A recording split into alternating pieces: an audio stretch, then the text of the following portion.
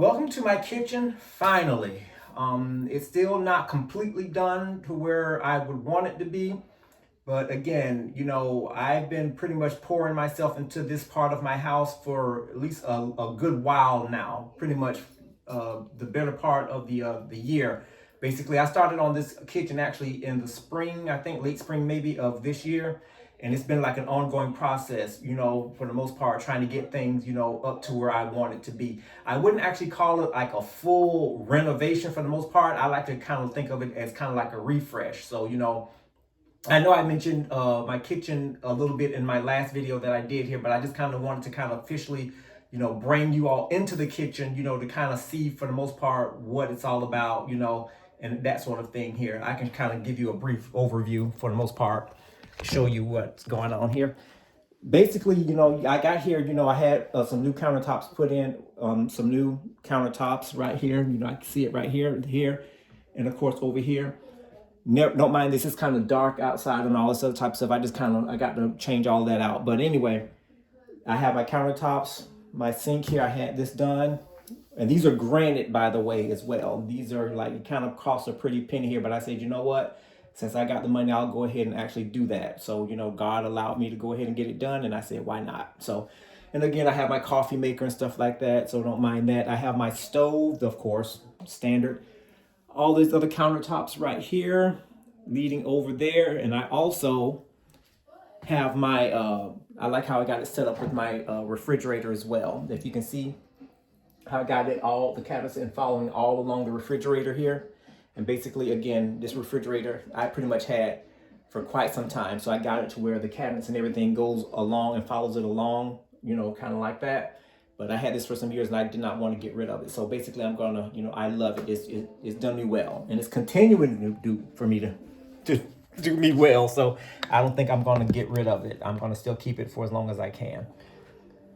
So basically, that's pretty much the brief overview of my kitchen, so I just kind of wanted to kind of give you all, again, a brief introduction because I know that I did mention it and I usually mention it off and on, every now and then in my videos. So I kind of wanted to officially bring it, so you all can kind of see it. Again, this is not anything to brag about. Again, this is just to let you know that, again, that I do other things as well besides work in YouTube. I'm also, of course, involved in my house. I have to be because I want my house to be a comfortable place for me to live, and do what I got to do. I don't know. I may do a cooking video here and there. I don't know. I'm just trying to decide on how that would work out.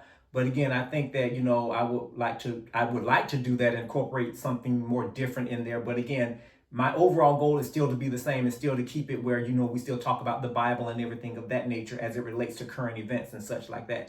So that part is not going to change. But I just kind of wanted to come before you guys and just kind of give you a brief introduction of my kitchen. And that's pretty much all that I have for now. Oh, hello, folks in the YouTube community. This is me, Todd and Lightfee again. I know I'm looking a little rough today, but that's all right. It's the weekend and it's kind of gloomy, overcast. And, I like to kind of, on days like this, sit out here on my little porch and just kind of, talk and run my mouth a little bit, just kind of relax or whatever the case may be. It looks like it's, it's raining a little bit, perfect time to just get out here and just kind of sit down and just kind of enjoy, a little bit of the scenery and whatever the case may be. So that's pretty much what I wanted to do today. Take a look and see what I'm talking about. Basically, it's kind of gloomy outside right now. Basically just, again, good weather just to kind of come out here and just sit down and just meditate, and just think on things, nothing in particular, just to kind of, just sit down and just think, and do all that other good stuff. But I actually wanted to kind of do a follow-up or follow along on the video that I actually did previously when I was talking to you guys and gals, whoever chooses to listen to my video, about the Kandi, Burris, and Todd Tucker situation that's going on again. Because I didn't actually want to do another video about it, but there was another person or another content creator that was speaking on it. I didn't get their name per se, but I actually listened to their video in its entirety. And even though they seem to be very biased in what they are saying.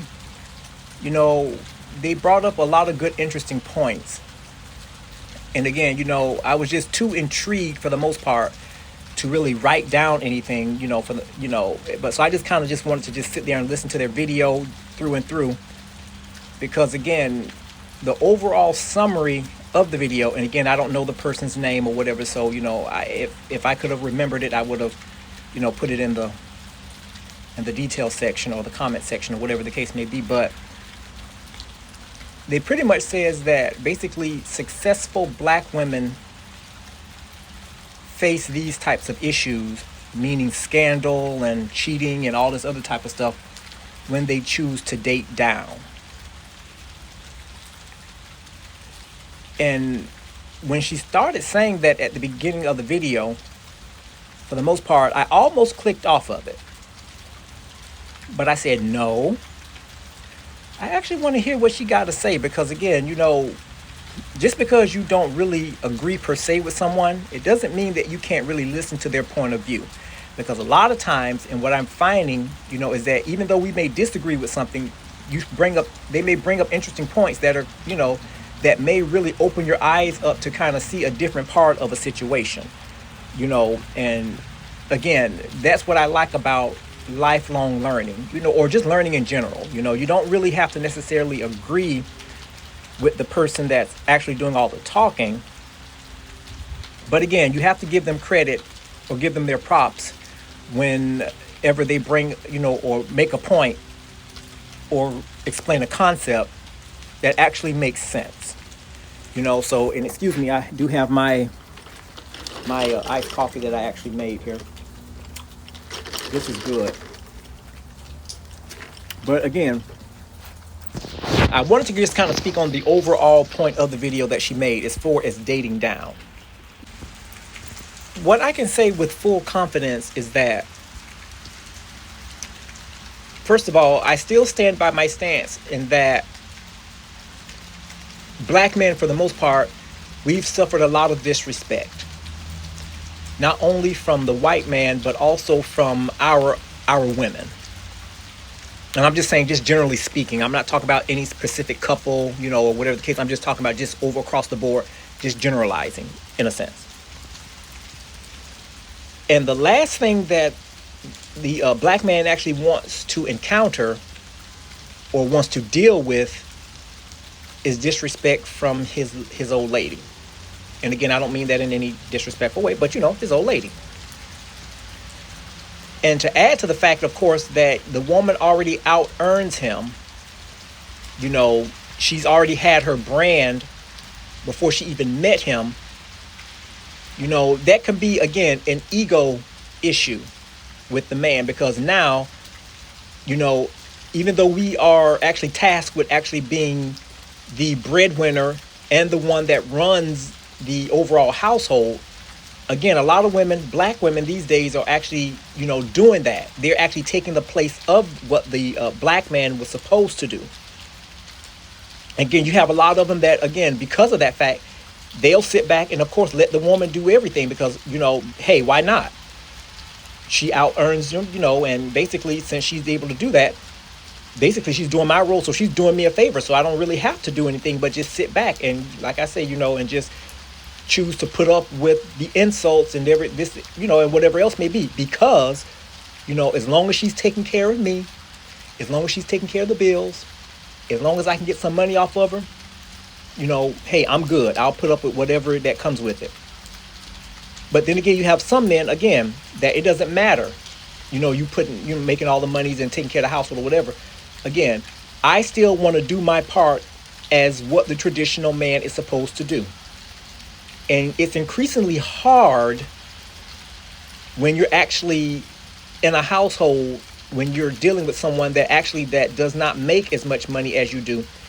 And to add insult to injury, on top of that, at times, whenever they get into a disagreement, having the fact that they make more money than you thrown in your face. It's just, to me, again, it is a recipe for disaster. But again, what society is saying is that black women should actually expect this because, again, they chose to date down or marry down.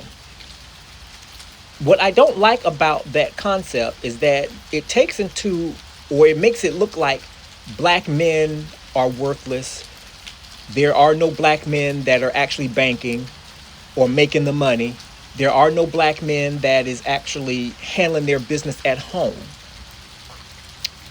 And you have a lot of people that actually, non-thinking people that is, that actually believe that, again, that if a man does not make as much money as his woman makes, that he is not even worth the effort.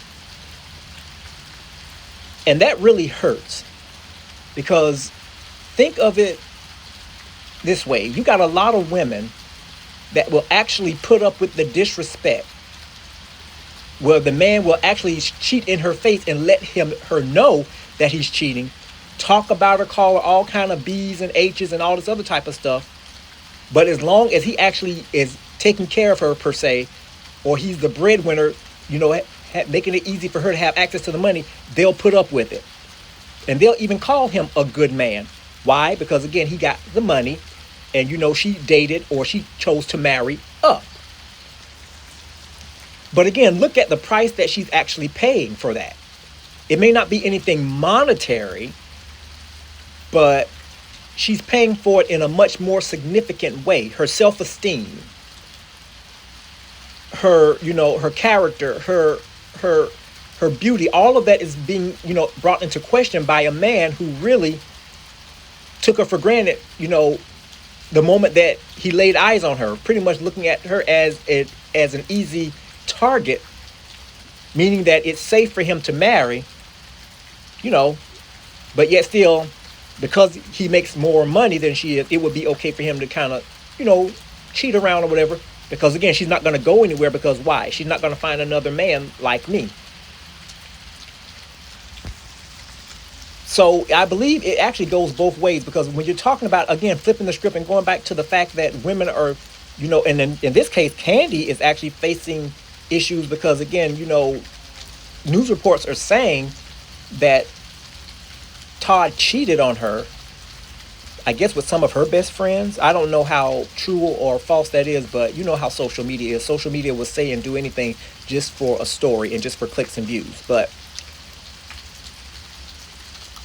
it's like it's a never-ending story or a mystery of things that are unfolding, day by day, to the point where this entire subject of her divorce is a basic soap opera.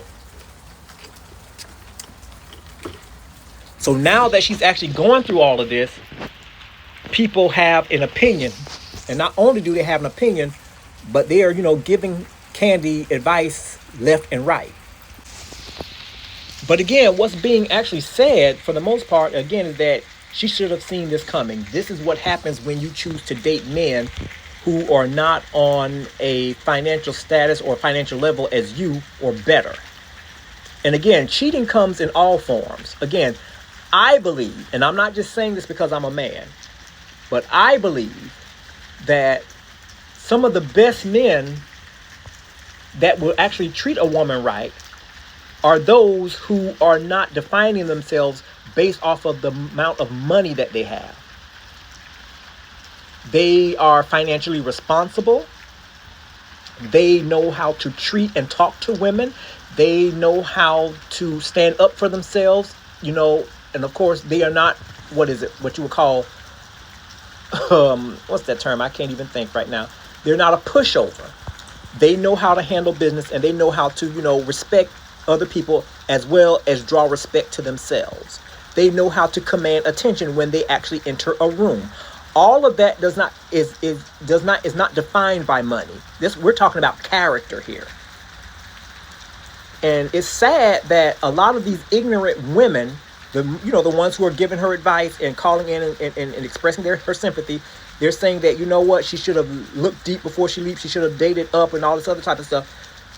These are the main ones, again, who are destined to be single for the rest of their lives. Not that there's anything wrong with that, because again, I would much rather be single than to be in a relationship with somebody that I cannot stand, or I have to constantly worry about, are they going to cheat on me? There is nothing wrong with wanting to, of course, find out the financial status of someone that you're dating or whatever, or potentially having a long-term relationship with, because again, at some point, again, as I mentioned in my last video, finances will become a part of the equation. You're going to have a discussion about it, point blank, period. And nobody wants to marry anyone or be in a relationship with anyone that is quote unquote broke. But again, just because someone doesn't make as much money as you do does not mean or give you the right to look at them with a point of complete disgust or disdain, or want to just throw them away and say they're no good. Some of the best ones that would treat their mate like a queen are the ones who actually, again, know how to treat a woman, and they may not make nowhere near as much as she does. But again, because of their character and because of the fact that they actually know, again, what it's all about and not get caught up in all of that mess, I believe, honestly, they would be the best catch. Again, that's just me talking. I'm just saying. But it's interesting, and again, that this has to go on. And the fact about it is that most of these black women are saying that that Kandi should have seen this coming, because again, this is what happens when you choose to date down. And like I say, I call it BS, because again, that is not always the case. Nobody wants to listen to reason these days. A lot of people are actually wanting to be a part of this, just because, again, of the storyline that it entails, and basically what type of narrative they can, establish and run with.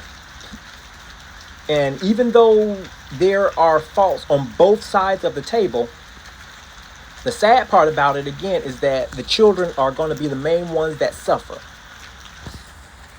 from this situation. Right now, excuse me, as of the date of this video, they are actually in the court system, of course, battling over assets and how it's going to be split up and who's going to get full custody of, the children, the two that they had together, and all of this other type of stuff that's going on. And then again, issues regarding each other's lawyer, where one of them actually is being represented by another lawyer who actually taught. It's crazy. When I ran across this and saw this, they're saying that one of the lawyers was a student that was being taught by the lawyer of the other person. So a lot of things was being messed up. They're even talking about the actual petition itself, how it didn't look legit. It wasn't even in its proper format on paper. Commas were missing, the placement, of the words on the paper and all this other type was all off. It is crazy. I mean, so really, it's a big mess all over the place. But again, there's nothing wrong. And again, I'm just summarizing here because I'm getting ready to kind of wrap this video up, because I don't want to be out here all day doing this. There's nothing wrong with actually, dating someone, or, potentially setting up a relationship with someone who makes less than you do. Again, if you're looking at it from the eyesight that God sees it, and that you're looking from it from a standpoint of, this is the person that I love and that I want to spend the rest of my life with for the right reasons, money is not going to even be a part of the equation, because you already know that they actually came to you in a respectful manner. Y'all got to know each other, and all throughout your talking and everything, they are presentable, they are well-mannered, they treat their mom well, they treat women well in general. You got a good catch. And this has nothing to do with what's in their pocket. But again, I'm just saying, we just have to make sure that when we are actually entering into a relationship, that we are doing it for the right reasons, and not because you feel lonely or that you are feeling the pressures of society. When they say, when you're a certain age, you got to, have already had children, already be in a long-term relationship. Look, if I know that stuff is not what I'm looking for, then guess what? Bump what society says. Again, I have to live my life. And I'm not trying to sit up here and be miserable just because society says that I need to be in a certain state, personally, in order to be considered normal. I don't care. I really don't. And I guess I'll be a rebel in this situation. It's gotten to the point where I used to be caught up in what other people thought of me, to the point where I would try to fit in, you know, so I wouldn't stick out. But right now, I mean, in this point in my life, I really don't care. I really don't. I look at it this way. What God has for me, it's for me. It has my name on it. And if there's a woman out there, like I said, and this is not a plea for me to actually put my personal business out there saying that I want a woman, but if one comes my way, and you best believe I'm not jumping into anything, I'm going to study this person. And like I say, however long it takes, it is what it is, because I'm not trying to mess up what God has got for me and what I got going on right now. I've worked a long time to get to where I am right now financially. And again, I'm not saying that this is it for me. Like I say, again, doors have opened. I thank God, because again, Lord knows I've been praying and praying and praying. And one thing about it is that when you pray, God hears your prayers. That's for sure.